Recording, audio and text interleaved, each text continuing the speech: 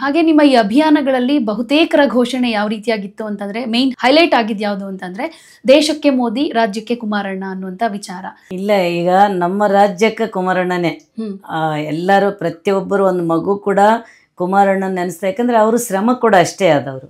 ಇವತ್ತು ಅವ್ರನ್ನ ಭೇಟಿಯಾಗಕ್ಕೆ ಹೋದ್ರೆ ಯಾರನ್ನೇ ನೋಡಿದ್ರೆ ಅಷ್ಟು ಆತ್ಮೀಯವಾಗಿ ಅಕ್ಕ ತಂಗಿರನಂತ ಭಾವನೆ ತೋರಿಸ್ತಾರೆ.